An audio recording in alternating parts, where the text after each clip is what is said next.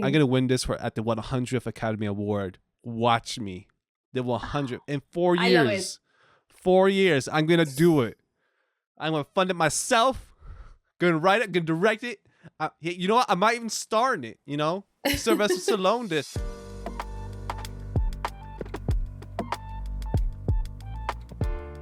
Hello, everyone. My name is Jason Ramirez, and welcome to another episode of the Hit List Podcast, a podcast where me and a guest cross off films from our watch list and discuss them. Today, I'm joined by YouTuber and returning guest Vanessa Gutierrez. Welcome, Vanessa. Thank you so much for being here. Hey, thanks for inviting me back. So, before we get started, I do have a question for you. Just Okay. one question. Did you win the lottery? Is that why you've been traveling all over Europe? No, I work and I save money and I take those savings to travel. Awesome. Yeah. Can you tell us like a little bit where you were? Oh, I spent some weeks on Europe. I went all over the place. I started in Spain, then Portugal, then France, Germany, Hungary. I ended up in London, then came back to Paris, Spain, and then I went back home. Gotcha. Yeah, that's I've always wanted to like do like a trip like that, but I've never been able to afford it, and then when I blow my money really quickly. It was really expensive. I was saving that money since the pandemic, so I was like, I'm not touching Wow. that money. It was part of my savings that I didn't touch at all, so it grew up with time. So Did you like stay like hostels or like hotels? hostels, come on, hotels is insane. No, I share room with thousands of people.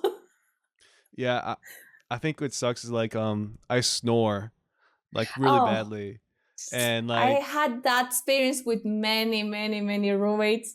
I even recorded them when they were snoring so bad. I was like, "This is impossible. I need to record it. Nobody's gonna believe me." yeah, so like whenever I do like something like that, like from now on I try to like just get a room for myself because I Um, also talk in my sleep. And then like people whenever like I have roommates or like people like who have to sleep in the same room, they're like, "Yo, are you okay?" "Yeah, I'm fine." "Like, did you sleep well?" "Yeah." You're talking about like zombies in your sleep or something like what are you talking about, man? yeah, but you hear that with your roommates. It's insane. Yeah. Yeah, I don't believe them because I was asleep the whole time. How can I hear myself sleep? Yeah, I remember once when I was little, I sleepwalk. So my mom was so freaked out that she locked me in for days. Well, at night, okay. And I stopped doing it. Did Yeah, you because handcuff I your remember I realized I was sleepwalking because I woke up in the shower. I was like, what? That's a weird place. Yeah, the water woke me up. Like you turned the water on? Yes, I was taking a shower. I was like, what? Where am I? What time Oh is it? It my was like 1 a.m. oh my gosh. So I'm just imagining your mom had to buy like handcuffs to handcuff you to the bed or something like that. No, she just locked me in my room. Ah, okay, okay. The, Just the that. the more logical version. All right. So I want to get to like the film we're going to talk about today. Um, was this the movie we're talking about today? Was it on your list as well, or Well, I knew about the film a long time ago. It's kind of famous, but yeah, it was never in my bucket list. So I was like pushing it up, you know? yeah? So today we're going to be discussing Amélie from 2001. Amélie is a 2001 French language romantic comedy film directed by Jean-Pierre Jeunet, written by Jeunet with Guillaume Laurent. The film is a whimsical depiction of contemporary Parisian life set in Montmartre. It tells the story of a shy, introverted, and quirky waitress played by Audrey Tautou, who desires to change the lives of those around her for the better while dealing with her own isolation. This film was on Jason's list. Jason, why was this on your list? So the reason why this movie was on my list, I've known about this movie for many years, like yourself, and I had the opportunity to watch it when I took my French class years ago because in college I needed to take a language credit. I decided to take French because I already knew Spanish. And one of the assignments for one of the French classes was to watch a movie in French, like original French movie, and Okay. and then you have to discuss it in French, like you have to do a report of it in French, what it was about, right? Mm-hmm. And this was on the banned list because the teacher said no one do Amélie because every single year everyone does Amélie. I am tired of hearing of Amélie. No one do this. Find a new French film. I was like, oh man. And I've had the opportunity to watch it for years, but it's just like sometimes I'm just not in the mood to watch something new. Sometimes I just want to like relax. And I've heard the music. You know, it's iconic music, but I've never like really listened or watched it. And yeah, that's what was on my list. Because I've known about it for years. I just never had the opportunity to watch it. Mhm. So yeah. So I want to ask you, what did you think about the film? Well, it's really deep, and I relate a lot with the main character. Sometimes you just wanna make someone's day, but sometimes you're shy, or if you don't know the person, you're like, "Ugh," they're gonna think I'm a creep or something. But yeah, it was pretty nice. Mm-hmm. Yeah. How did you watch it? Did you watch it online or something? Yeah, online. Yeah. So I was just telling Vanessa before we started, like, I had the opportunity to watch it in theaters and I took that chance. And so I watched it in theaters and sometimes you kind of build up the hype of a movie for so long. I try not to do that too much anymore because Hmm. that's kind of why I don't like the Avengers anymore. Like the second one. Because Yeah. of Age of Ultron, I built up so much hype for it for myself. And then when I finally saw it in theaters, I was like, this is it? Really? Oh no, that And so sucks. so Amelie, I try to like quell my expectations because like I know it's an iconic movie. I've seen imagery of it everywhere. It's talked about very often, and I just wasn't sure about it. And then once I'm like watching like the first 10 minutes, I'm like, okay, this is my stuff. This is up my alley. Okay, I love it. It's like art house and whimsical. I loved every single second of it. I'm gonna ask you, were like any moments that stood out to you? Like, what do you like? Any moments that stood out to you? Like the scene I think I never forget is the one where she is with the blind guy and she's describing everything around her. It is such Yes. a original way to do that, like to shut it and to play the scene. So on paper it could be one thing, but the way they delivered it, it was Mm-hmm. amazing. And at the end, with the in Spanish called Ojo de Dios, they show Bird's the eye blind view. guy. Yeah. What? Sorry. Do you mean like the bird's eye view when they look up from the sky Yes, down? yes, yes, yes. In Spanish, it has a different name. So I'm sorry. The technical names, I just know them in Spanish. But yeah, and that way, and they show the different colors of the blind guy. It's amazing. Yeah, that's a very good scene because there's so many moving parts that are happening there. Like you say, they could have done it in a different way, but like for this one, they had like a lot of extras moving around. They had like the set design as well. It So was so yeah, dynamic. it was a lot happening at the same time. So yeah, it's a very, I don't want to say intense scene, but I guess for like when you're filming it, it's intense because a lot of moving parts. But it's Yeah, also a I'm very just. like whimsical type of nature. It's very quirky, and the way she just decided to help him, and then she just left, and like, oh, that's a little fairy moving away. She's so mysterious. For me, my favorite moment, it's kind of sad, but it's still like funny, is the suicidal fish. That brought back memories. Fish do What that. do you mean brought back Yeah, memories? because I remember I was in a farm. I think it was my family's, well, that's family's farm, and there was a fish. They put them close to a lake to clean, and the freaking fish jumped. I was like, "Ah, it's gonna die!" Yeah, it happens. Some fish do that. Wow. See, the thing is, like, I just thought it was kind of funny, like the way he just described it. It's a suicidal fish, just jumps out the bowl, and I didn't think that could actually happen. I thought that was just Yeah, like a it joke. happens.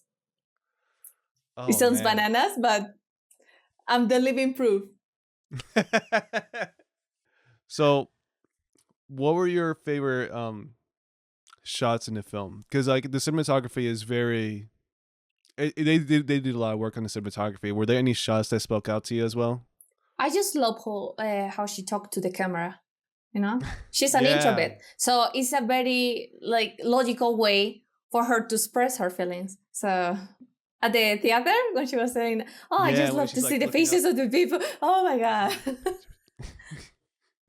yeah, and Yeah. her whole expression, like, "Oh, I'm telling a secret." Oh, It always stands out to me. I don't know why, because it's not really a particularly impressive shot, but I just like the fruit stand, you know? Like there's one of like just like looking at the fruit stand and like the fruit stand is very colorful while like the streets and like the buildings are like all kind of gray or brown. But the fruit stand itself is like very colorful. And that was, done on purpose. That was like, color grading done mhm. after the fact.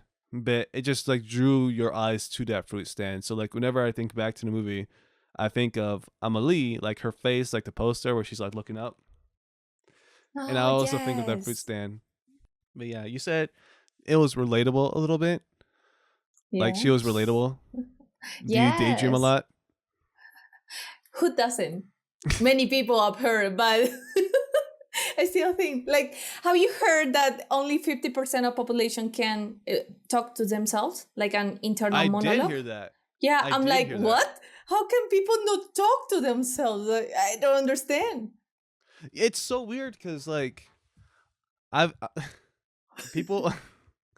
This is gonna sound a little insulting, but like some people I've seen on Twitter will say like, "Yo, sometimes like these voices talk in my head about these things that I'm be thinking about," and I'm like, "Bro, those are your thoughts. Have you not had thoughts before?" Exactly. And it's so insane. And then some people be like, when I used to like watch TV when I was younger, people be like, "Oh, he's talking to himself. He's crazy," and I'm like, "No, he's not," because I talk to myself in Exactly. my head. Like I'm the most interesting person I know. Why wouldn't I talk to myself? Exactly. You must be your own best friend. Exactly. You get it. Well, do you also Mhm. see images in your head? Yes. Okay, because there's some people who can't. What? Yeah, there's a certain percentage of people who cannot see images in their head. So like when Not people even say, when they're reading? not even when they're reading, no. What? So That's insane. when people say like, oh, just close your eyes and imagine a wave in the ocean, they Uh-huh. can't see a wave in the ocean. The problem is them. That's not normal. Oh, you really said that's your problem, not mine. Yeah. You're the weirdo. Yeah, it is weird. It is weird. Like I can't think how I would think if I didn't think the way I think. You Yeah. get it. Yeah. What did you think about the painter? Oh, that's deep, that Amelie helped him. So Hmm. and sometimes when you're an artist, you just are your biggest critic. So he wasn't motivated at all. He wasn't even enjoying it. Hmm. So seeing that at the end, with the help of Amelie, he could enjoy doing it again. It's just so beautiful. It's so relatable. So I was like, don't cry, don't cry, don't cry. Yeah.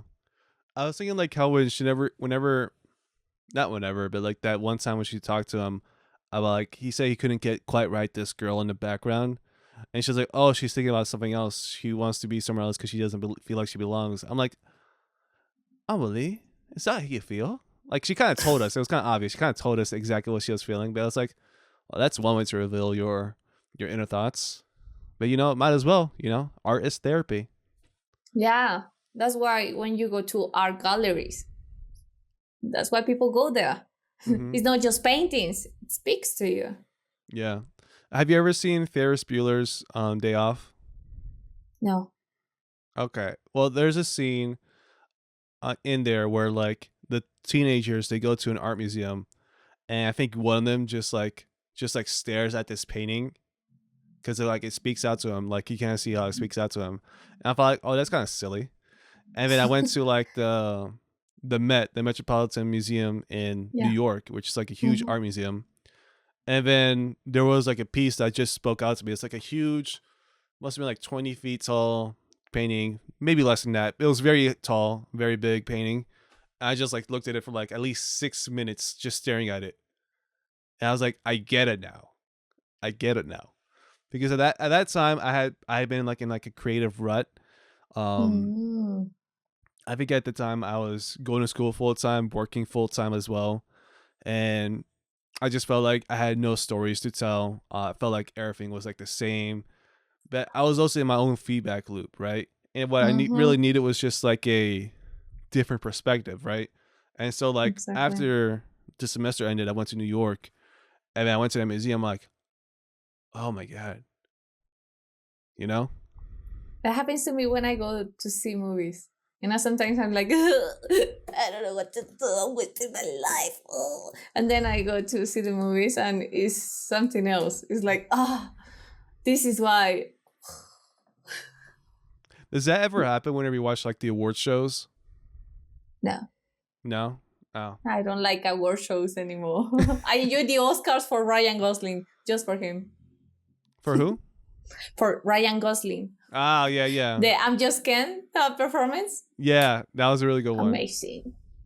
He got the whole Academy like up on their feet, dancing and singing along to this song. It was so iconic. My God. Yeah. I feel like for me, it's like not like I cry, but like I get so inspired to create the next big thing. I was telling a friend recently, I have delusions of grandeur, right? Where Who doesn't? I mean, even if we're just daydreaming, who hasn't dreamed about getting an award? Thank you. Thank you so much for the ones who believe in me, and nobody has believed in me so far yet. But I hope one day. Yeah. Because like even now, I'm like trying to like write a screenplay. I'm like, I'm gonna win this at the 100th Academy Award. Watch me, the 100 in 4 years. I love it. 4 years, I'm gonna do it. I'm gonna fund it myself. Gonna write it. Gonna direct it. You know what? I might even star in it. You know, Sylvester Stallone up in this. Oh my God! Yeah.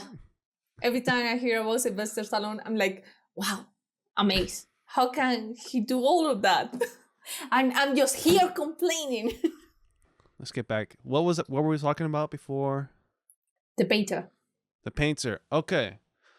Yeah, the painter kind of reminded me of myself a little bit when I was a little bit younger. And by younger, I mean like maybe like 4 years ago during the pandemic, when I was just like I was both in this self-imposed isolation because I was afraid of like the disease, and also because like I just felt like I was more creative when I was by myself.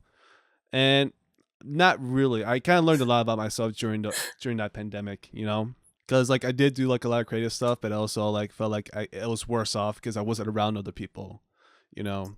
Yeah, it's quite like a tricky feeling. Yeah, because like even though I'm an introvert, right? People don't believe me when I say this. I'm an introvert, and I still realize like, oh man, I actually do need people, you know. I do need socialization to actually survive, you know.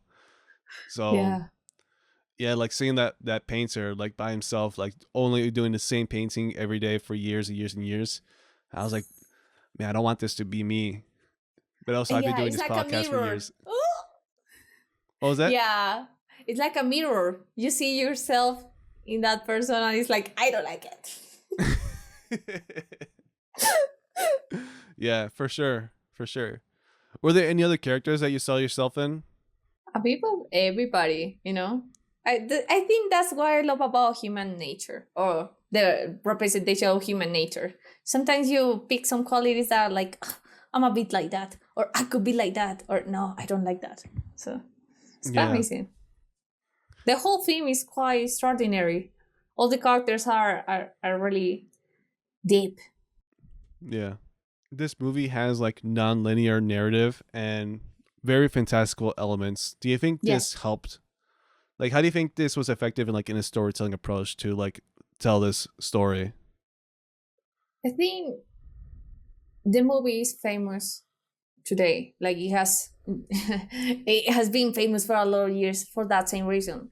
It's so original, and it's so it could be tricky because it could confuse people. There are some films that are like, I don't get it. You have to watch it multiple times. You just need to watch this once and you will get it. And it's kind of a way to draw you into the story, into the character of Amélie. So I do enjoy it.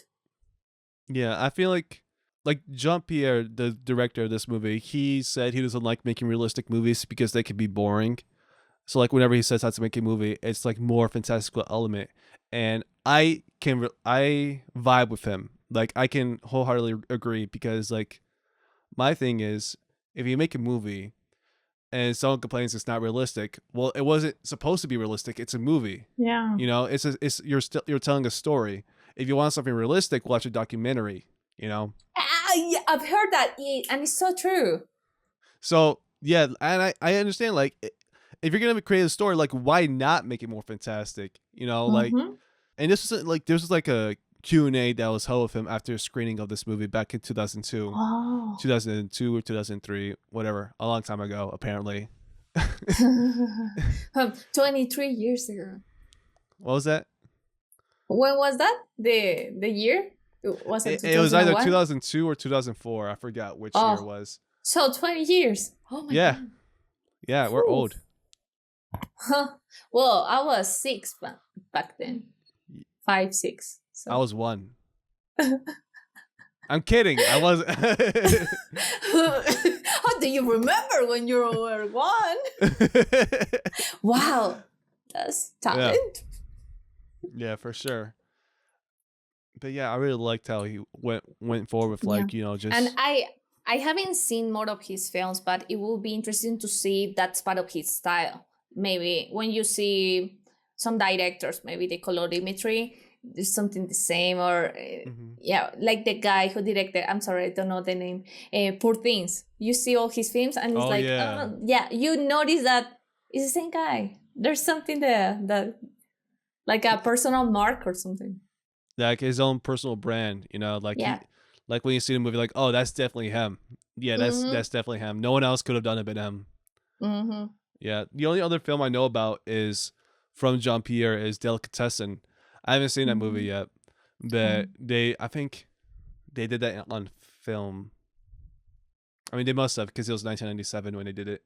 So this movie, it's influenced other films and filmmakers. And what ways do you see its impact in romantic comedy films and also international cinema after it was released? Can you think of it, how it might have impacted that?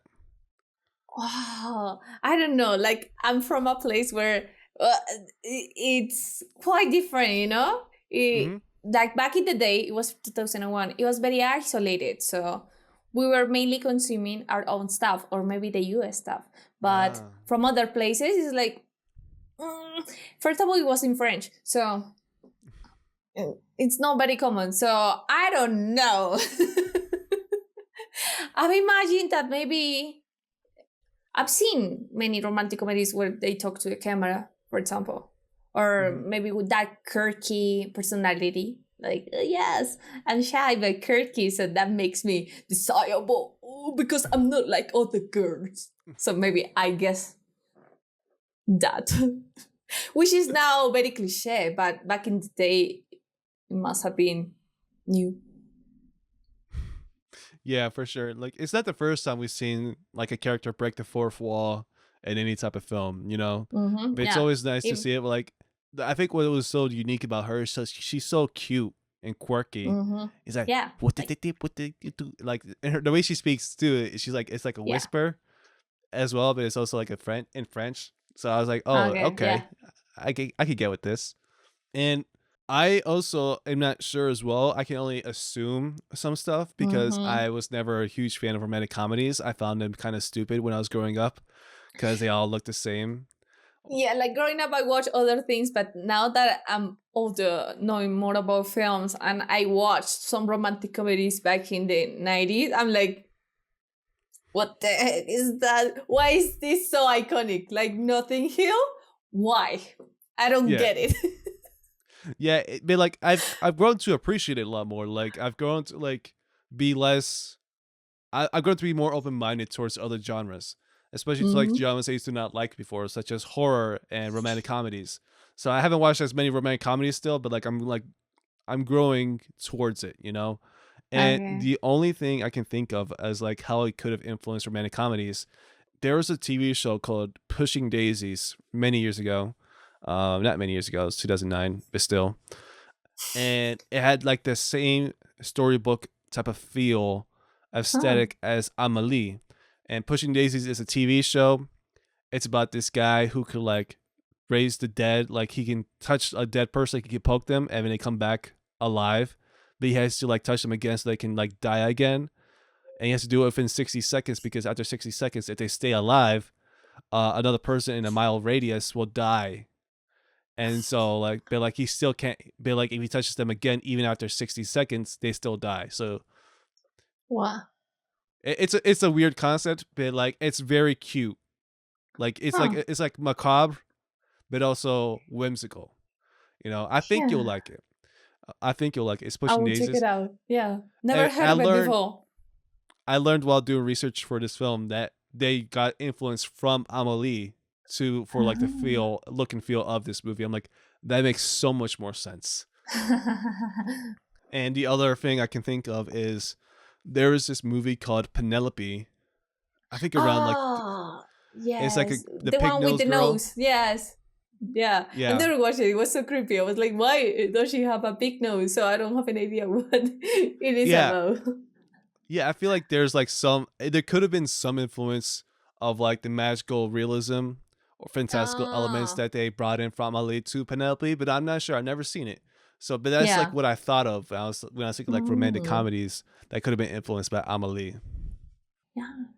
It could have. What did you think of the photo book album?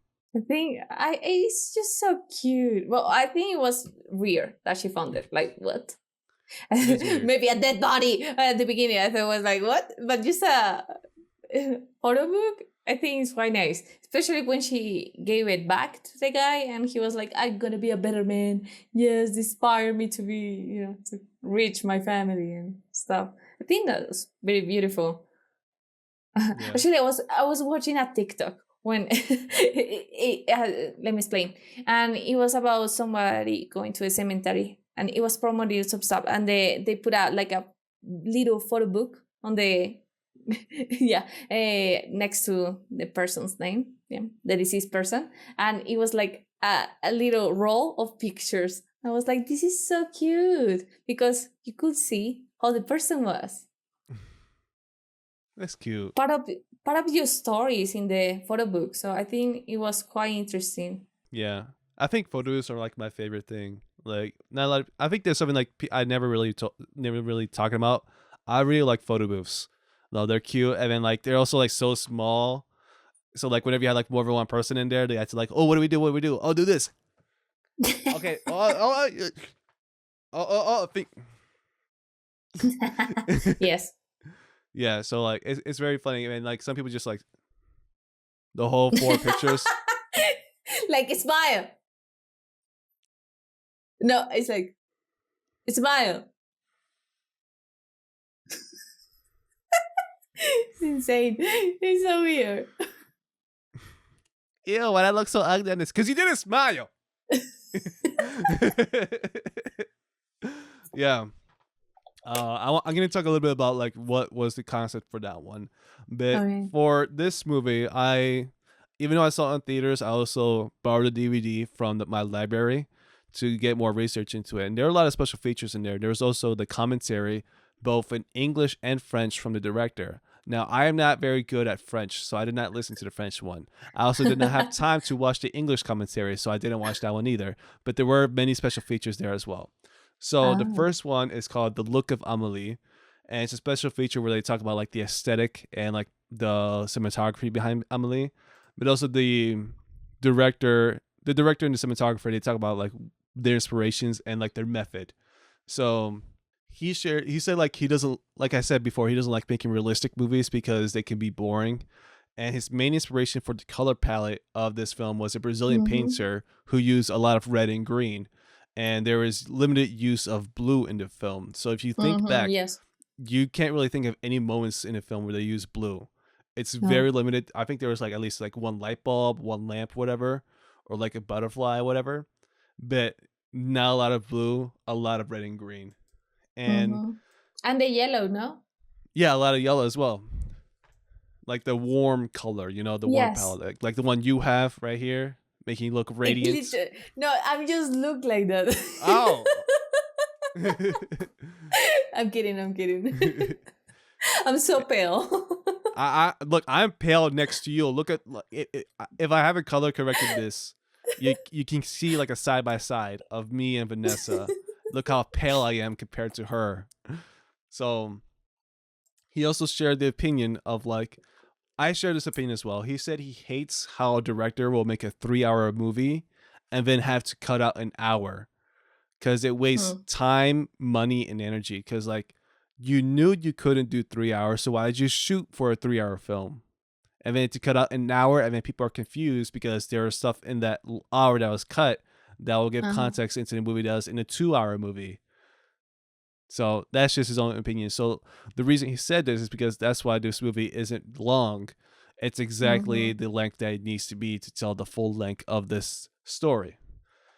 And this guy is meticulous with his shots. He storyboards the whole movie, right? And I thought like, oh, you know, that's kind of regular. That's you kind of hear about that. But he thinks a lot about the transitions as well. So sometimes he takes 2 to 3 days about transitions before he does them. And so that by the time he's on set, he doesn't even think about it. He just does what he planned out beforehand. Because he says once you're on set, it's too late to think about like a cool transition you just thought of. No, you're on set. You need to do what you need to do. And so for Amélie, he prepped everything. He also took photos of potential shots on how the camera was to move and how the camera's going to be placed. So he used like cameras, and he also used a cinematographer to place him where he thought like certain characters would be. And if you see like the side by side, I can't really show it here because I don't have it prepared for you. And also because some people are listening to the audio podcast. there are some photos where Amélie is looking up, and like you see like the side by side with like the storyboard is the cinematographer looking up, and I just found it funny because it's like the exact same shot, you know. And they knew exactly everything they wanted to know from to the most minute detail, so including the lens, the frame rate, and the speed of the camera. They knew everything when they went on set, which I can appreciate that a lot, because one thing I hate is waiting unnecessarily. Like if the cinematographer did not do their work beforehand, we're wasting a lot of time being here. It's just a hurry up and wait, but like we're waiting a lot for the camera. I don't like it. I think you can relate to this as well because you're an actress. Exactly. So, wow. It makes you realize the amount of preparation and that they needed to have, and the big responsibility of a director. And I think that's why the movie is so well loved, you know, because we just saw the entire vision, the original director's vision. So I think it's marvelous. Now with some films, you can notice that it looks like incomplete or like meat. I don't know. It's like something's missing. I was literally just watching a film today, and I was like, the concept is good, but I'm not sure. Something like missing. I didn't quite enjoy it. So what movie was happens. Damsel. I haven't heard that one. It's on Netflix. It's new. I was like, okay, let's kill time. You said it's on Netflix. I'm like, okay, is it a Netflix movie? Because if so, it makes sense. But like the last week, I watched Society of Snow. That's a Netflix film, but it is good. Okay. You're right. A movie that like I feel like the same way, where like it just felt like something was missing. Like like you said, I like the concept of the movie. I just felt like I was missing something. It was Lisa Frankenstein for me. Oh, I haven't seen that before. Yeah. Is it good? I watched the trailer and I was like, that looks quite fun. I also saw the trailer. That's what got me to watch the movie. However, it feels like something's missing. Like it feels like it's not lived it, if that makes sense. It feels like, yeah, they're definitely on a set, which is fine. But like, I don't know. It feels hollow in a way. Yes. It's like Okay. I can't even express the feeling, but sometimes you feel empty. Like, I don't know. Yeah, exactly. And I won't give it its compliments. Catherine Newton, she's the main girl. I Yes. love her. Like I had no idea who she was beforehand, and like Mm-hmm. after watching this movie, I think she's great. I follow her on everything now. You know, she did a fantastic job. All the actors did a great job. Everyone did a great job. I thought they sold their roles. They were well cast. It just it just felt like there was something missing. I can't quite put my finger on it, but I couldn't like fully enjoy it, if that makes Yeah. sense. Yeah. I think it's missing its soul, you know? There are some It's movies that there's like like the soul of the movie. soulless. Yeah, Oh soul. yes, yeah. Soul. Alma. And I don't want to say this is like a soulless project. Like the director, she worked with her pen name is Diablo Cody or something, and Diablo Cody, she worked on Jennifer's Body, which I haven't seen, but it's like well regarded. Haven't you seen Jennifer's Body? Not What's yet. wrong with you? I saw it when it came out. Can you believe it? I was like, You were just a wee little lad, wee little yeah, I lass. watched American Pie. They let me see a lot of stuff when I You was watched little. American Pie? I was traumatized. I was like, what is that? Ah! Did you not eat pie? Or they don't have pie in Colombia, do they? At that time, no.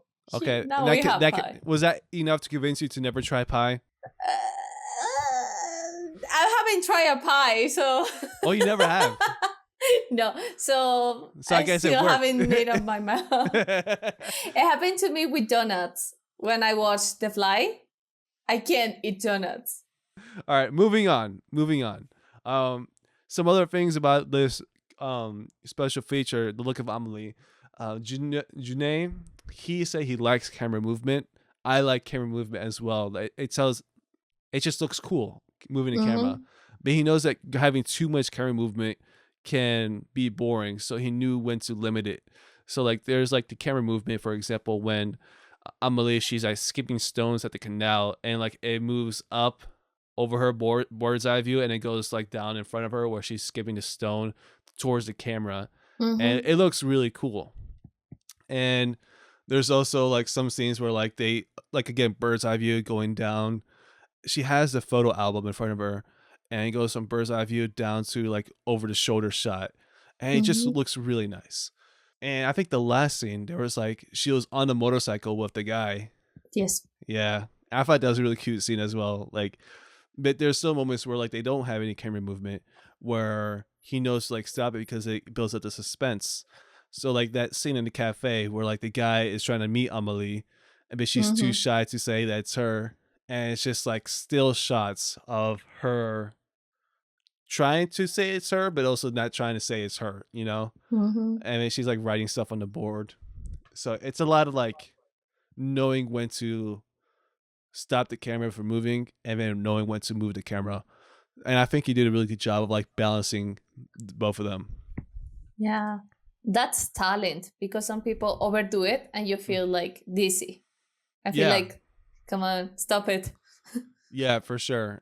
And there's a lot of action scenes that like there's a whole people think Resident Evil.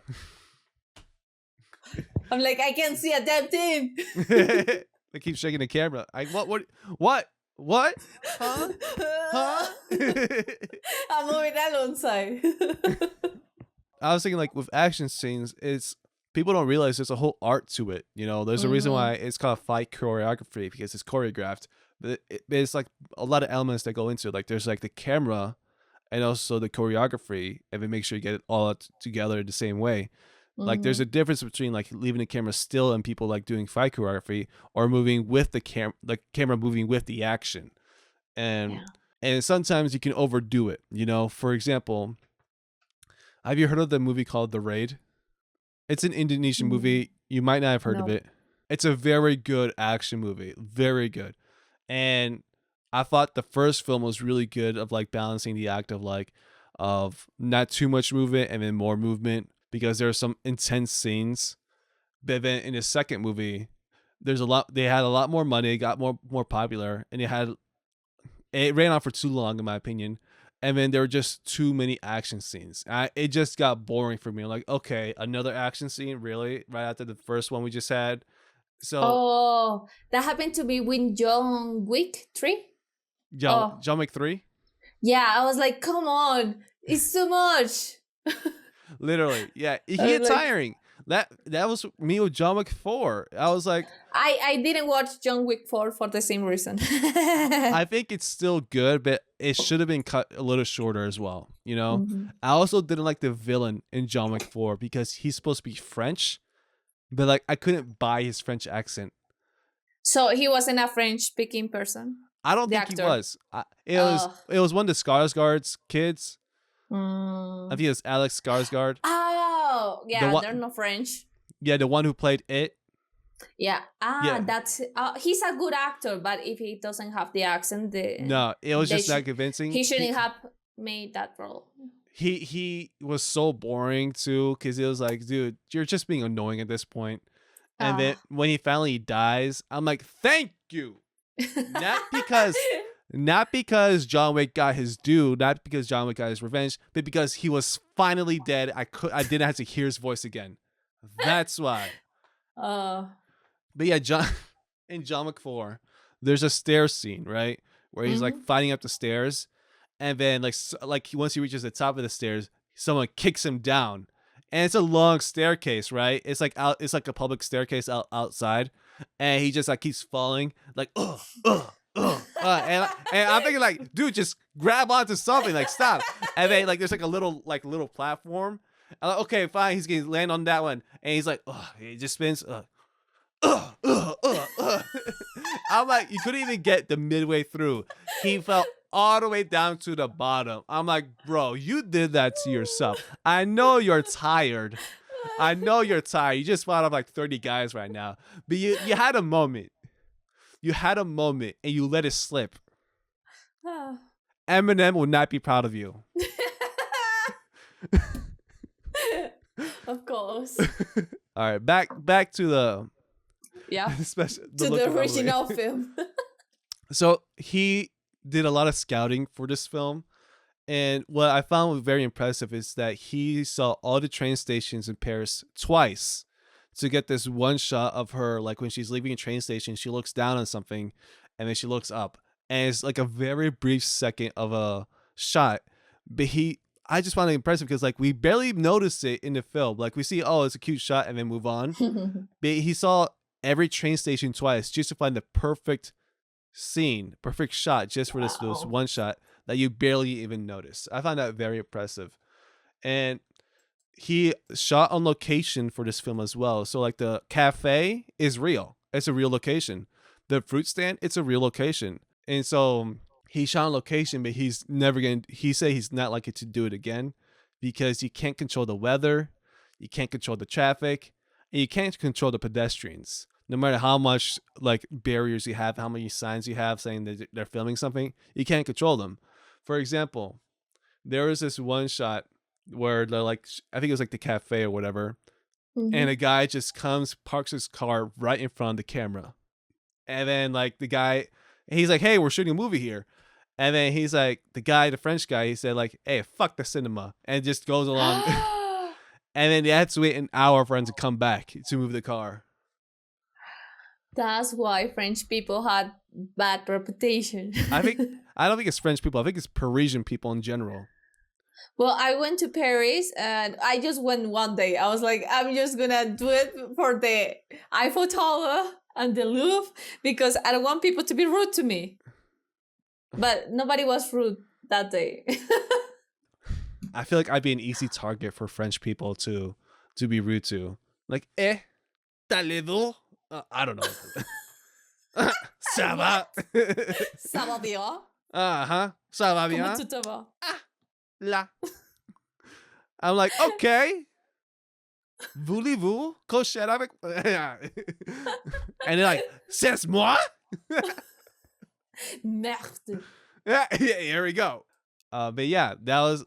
I think he joked that like, I think I learned that French people are mean that day. Because like, why would you say that to someone? Like, fuck the cinema and just like move on with your day. Like, What a jackass. being rude to be rude. How dare he?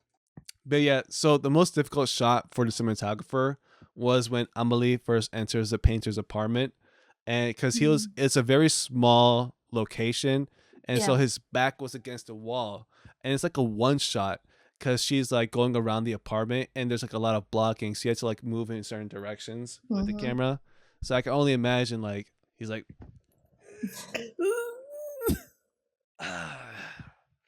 all right, pan left, tilt down. You know, a lot of. Also, I mentioned this earlier as well. They did enhance the color digitally so that some shots would direct your eyes to certain parts of the frame. Oh, So, like I said okay. about that fruit stand, that was on Mm-hmm. purpose. And the cinematographer also shared their opinion. Like, if you're gonna pay the full price for a movie theater ticket, it should be worth it. And so, like, that was like his philosophy behind making the movie. I'm like, yes, thank And you. he's right. That's Yeah. why cinema is dying. Like the theater is dying. Some people Yeah. prefer to watch it on streaming because it's like if it's just a silly meat movie, I prefer to watch it when I'm like cleaning or something. And I'm like, no, I love going to a theater, like sitting there laughing with other people that I don't know and I will probably never see again. I just love it. Like last year, yeah, it was last year. I went to watch Gran Turismo and I loved it. And everybody at the theater, we were like 5 people. It's so sad. But at the end, like the climax of everything, we were like, and yeah, we were celebrating. It was so nice. I was like, this is so cute. I haven't feel this way in a long time. I get that. I get it. That was me when I saw Teenage Mutant Ninja Turtles Mutant Mayhem last year as well. Because it was so funny. Like, I was kind of hesitant to watch it, but like I thought like, you know what, might as well, because like different interpretations of the medium. And I was like, yo, this is actually pretty funny. Like have you seen the movie? No, I haven't seen it. All right. Sorry. So basically they're New Yorkers, right? Yeah. But they're making fun of actual New Yorkers in the movie. Like they said, like they're like asking everyone to like take a video, like their the beat ups to show that they're good guys. You know, they're not monsters; they're good guys. And then he's like, "Yeah, we outside, you're." Let me get a bacon, egg, and cheese. Bacon, egg, and cheese. Yeah, with the bev, And she's like, yeah, I'm not gonna release that. And like people, New Yorkers, like, I'm not sure if they got mad if they were joking, like, hey, why would you make fun of us like that? I'm like, because you sound like that. That's why you sound like that. And so there was also a Q&A. Okay, it was in 2002, the Q&A with Jean-Pierre Jeunet. Okay. It was after the screening of the movie. And so he talked about a little bit more about behind the scenes of what brought this movie into fruition. So he said he worked on the story for over 25 years. So he gathered all the positive and whimsical stories he heard over the years together. So like basically the Suicidal Fish, the Photo Booth album, the Garden Gnome that was traveling around the world, those are all true. They're not his stories, but like they're stories that like he heard along the way. So what I found interesting, you see, the fish is true. I thought it was only the one thing. I was like, I don't know. But the Photo Booth album, he says real because like he had a friend of a friend who had one, and he thought it was like weird, but he also thought it was pretty cool because like so many different people in it. But he couldn't get the license. He didn't want to like get it for that film because he had to like pay for it. Basically, he had to like license like the looks of like everyone in that album. So that's why for the movie they just made it their own. They made their own Photo Booth album. And so for this movie, he originally wanted to work with Emily Watson to be the main character, but unfortunately those plans fell through, and he was kind of sad. But then he saw Audrey in a poster and thought she was like very beautiful, and like the eyes are intriguing to him. And so she was called into like the casting call. She was the first one there, and in that little video that they do, he thought she was perfect. Like literally the Amélie you see in the movie was the Amélie that she brought to the audition. And in the special features for the DVD, you see that audition is like so similar. It's like, wow, she was like perfect. Like it was her, you know? And so for the soundtrack, so one day his driver put on a CD and he really liked it. Jeunet really liked it. And he asked him who it was. And it's, his name is Jan Tiersen. by the end of that day, he bought all of his CDs and he wanted to find this man to like do the music for this movie because he thought it was perfect. And he contacted him, and because it was very last minute the way they contacted him, and he was hired. And Tierson, he made 19 pieces for the film in 2 weeks. In 2 weeks, can you believe that? Some people are just so talented. The man is built different. He used Princess Diana's death in the movie as a reference point, so that people understand what time period they're in. So at the time, he said, this is set in today's modern world. And then now you kind of know, oh, this is set in the past, you know? It's kind of weird how that works. Like, you have like a reference point where at first you think it's like, oh, just a couple years ago. But then people many years later like, oh, this is an old movie because they had Lady D's death. Yeah, that reminds me to the film Remember Me. Have you seen that one? Is Remember it the Me. one with Rachel McAdams? No, it's with Robert Pattinson and Amélie the Robin. No. You have to. I'm not gonna talk about it because it's a big spoiler, but that reminds me to that film. It's called Remember Me. Remember Me. Okay. Is that the 9/11 movie? It is, isn't it? Or yeah, I almost had a heart attack. I was like, because that's one of the last scenes of the film. Like, everything is happy. Apparently, everybody's gonna be happy, and they just do that zoom out, and he's in the freaking building. Oh. I was like, I was speechless. During the entire film, you thought you were in prison time. And then they show that. Wow. It was like nobody saw that coming. That's the cinematographic trauma of a lot of girls at that age, because everybody loved Robert Pattinson. Yeah. Mr. Batman. No, well, I was going to say Edward Cullen. But then I was like, yeah, he played, yeah. They're both Bat-famed, okay? But yeah, it was crazy. I think that's one of the most shocking moments I've seen, because nobody saw it coming. There wasn't even one clue. Like, they didn't even show the Twin Towers in one shot? No, just at the end. At the end. Wow. Yeah. I was like... That's like shocking, but also kind of funny. Like, they didn't make any hints towards that.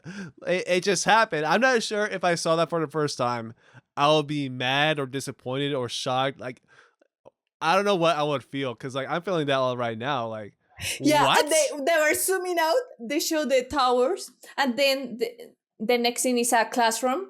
The teacher put in the date, and we were like, not just the Twin Towers, but the day exactly. Like,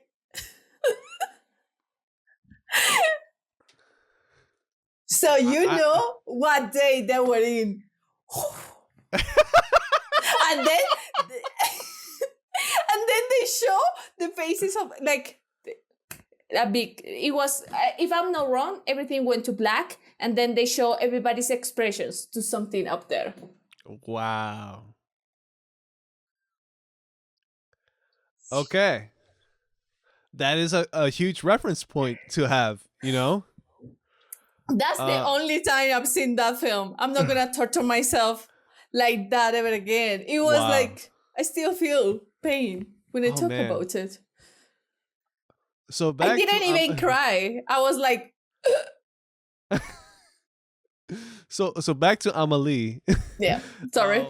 So the Cannes Film Festival rejected Amélie. The French Cannes Film Festival, the infamous Cannes Film Festival, you know, like where a lot of films are made, rejected it. And why? then, so here, there's a little bit of story like why it was rejected, but when it was released theatrically to like the general public, people were mad that they were rejected, because it is such a perfect fit for the Cannes Film Festival, because it's a French movie, and it's also set in Paris, and it's also a great movie. So why wouldn't it be at the Cannes Festival? Like, it was a huge scandal in France for a little bit.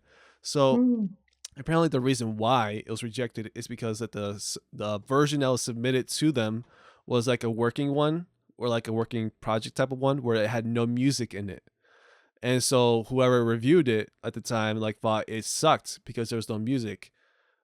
But it still doesn't make sense to me, because like music plays a huge part in this movie. Like it's a part of its DNA.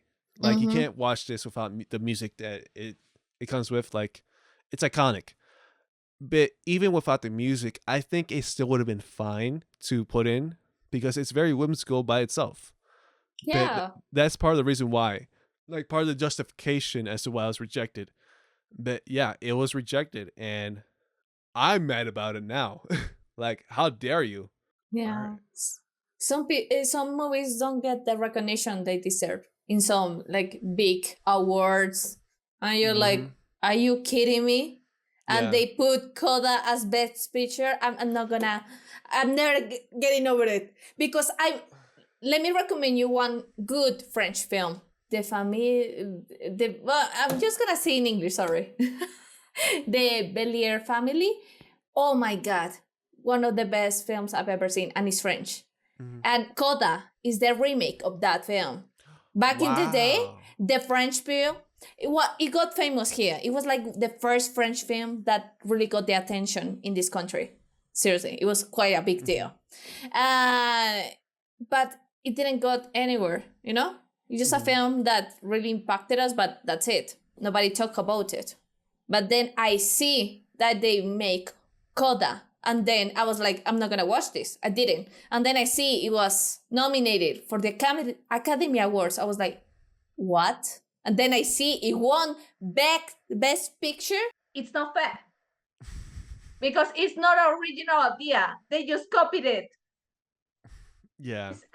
It's a remake. I feel that. I also saw like I think it was yesterday or today, an infographic of like how the box office numbers for like each Academy Awards for the past 10 years.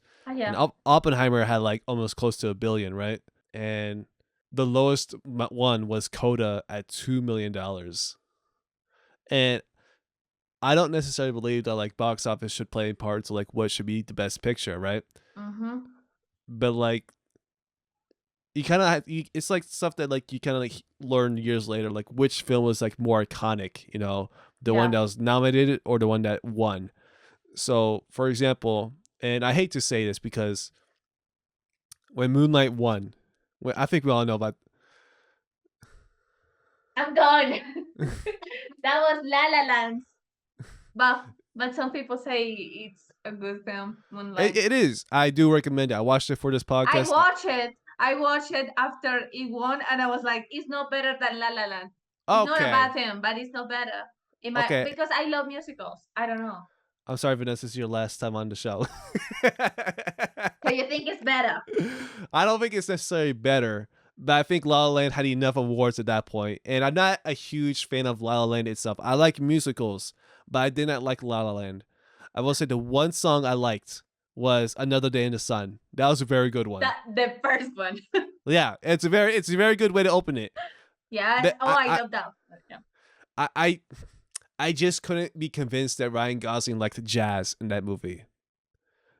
That was one thing, you know?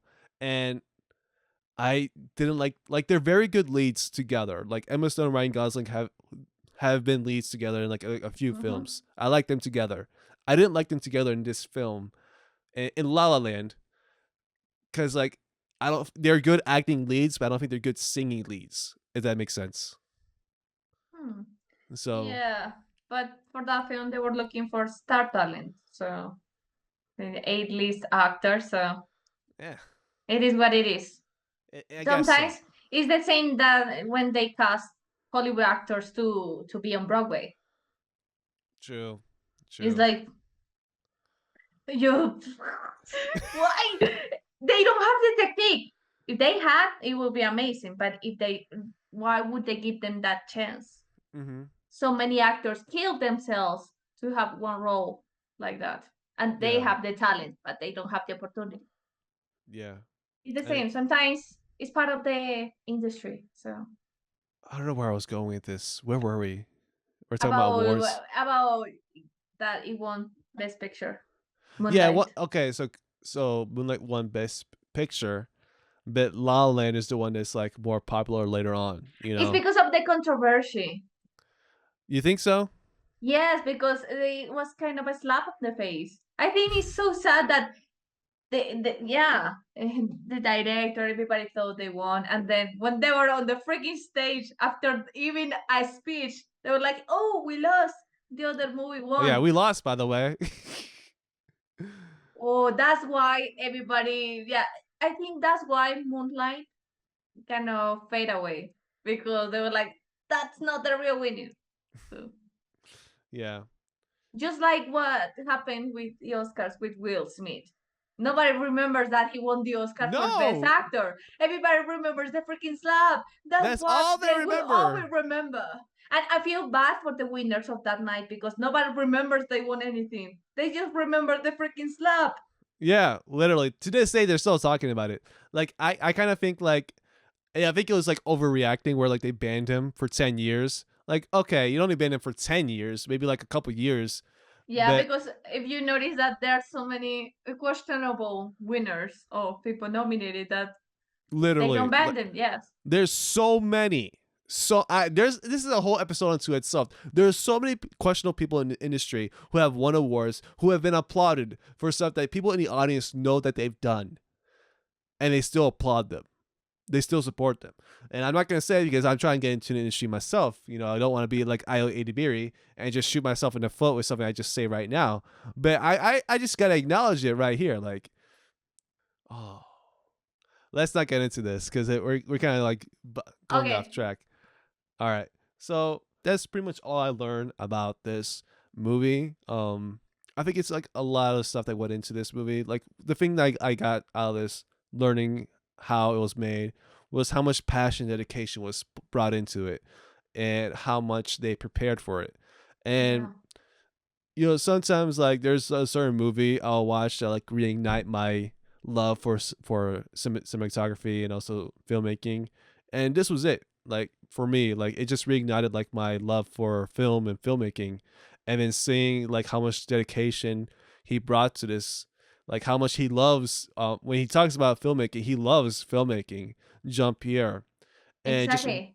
it just reminded me of like my own love for that. Like it reminded me like when I was in college making my own short films and how Mhm. much love and dedication I brought into it. So like, even though I wasn't the best one, people saw I put a lot of work into it and they Yeah, liked it. that is something so unique about cinema. Even if you don't know anything about the process, the made of, uh, you notice when a movie has a heart. Like Yeah. you just feel like it's special. It Yeah. happened to me with a film. It's like I don't know what, but I just feel like this was just made out of love, not out of money or gaining like recognition or anything. They just wanted to tell the story the best way possible. They did it. Yeah. Sometimes you need like inspiration again, you know, and this was it for me. Hmm. So yeah, appreciate that. Do you have any final thoughts on the movie before I conclude it? No, I think it's just so unique, and I get why everybody still remembers it. Yeah. So I understand. I now understand my French teacher. Like she says, like every year students want to watch this movie. Well, there's a reason why, because yeah, it's a really good movie and it's timeless. You know, it still speaks to yeah, people today. yeah. I don't know, when I watch films like this, it makes me kind of a bit emotional or nostalgic because it's like now that you can see that producers are kind of involved, so you don't see that much of the heart. And sometimes Hmm. when there are movies, I'm sure there are a lot of movies that are made with a lot of love, but they don't have the good distribution, so people don't Yeah. get to see them. So, like, just imagine how many movies are made every year. Oh man. How many we see of that year? How many we saw from 2023? Like 1%? I think 0.00001% of all those films that they were made. Yeah. So it's kind of like, oh my God, I'm sure there are so many great films out there and we don't get to see them. and we Yeah. just that's why people are complaining nowadays. That's why people don't go to the cinema. It's like I don't want to watch the same thing over again. Mm-hmm. Yeah, I think that's something like that speaks to like people say like, oh, all movies are the same nowadays. Well, I don't think all movies are. It's just like the ones that are like massively distributed, like you said. The Like, blockbusters.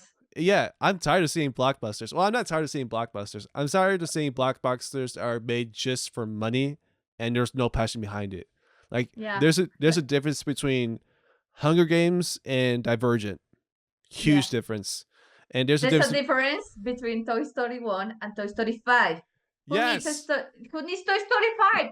It had to end on the third one. Yeah. And there's a difference between the Lord of the Rings and the Hobbit. Huge difference. Huge difference. There's a Even though difference between Harry Potter and the Fantastic Beasts. You can notice it. It's like it's supposed to be placed in the same world. It doesn't feel the same.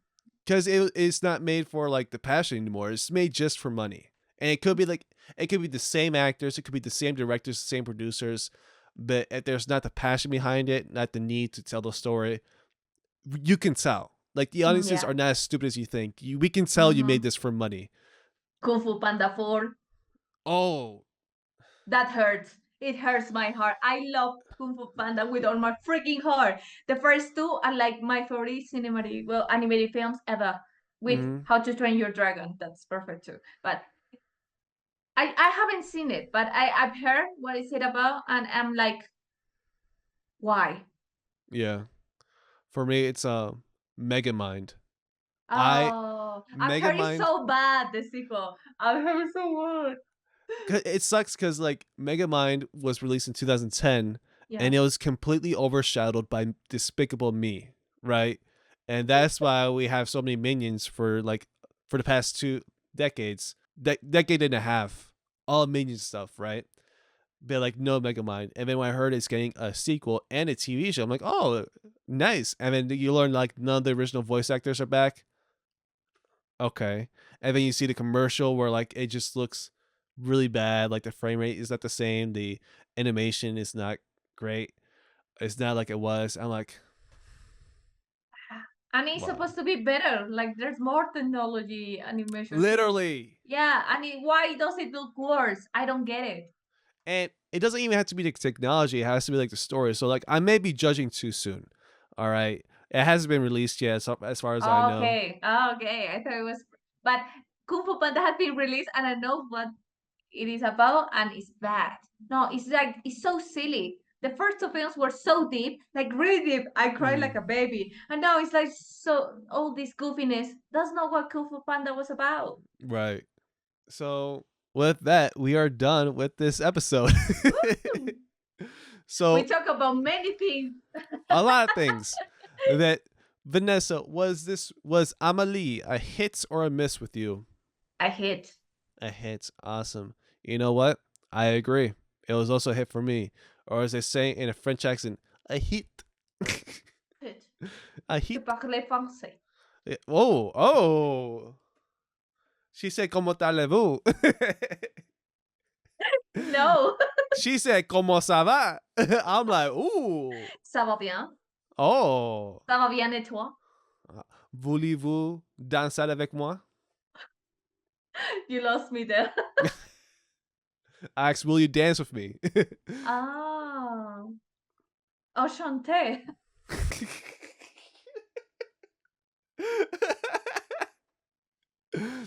I think our audience can definitely tell French is our third language. All right, so where can we find you on social media?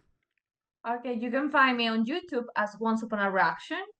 Yeah, basically it. Like I have TikTok, but it's all mainly about YouTube. So YouTube. So Once Upon a Reaction on YouTube. Awesome. So, well, thank you again, Vanessa, for being here. Thank you, listener, for tuning in. And until next time, cross off a new film from your list.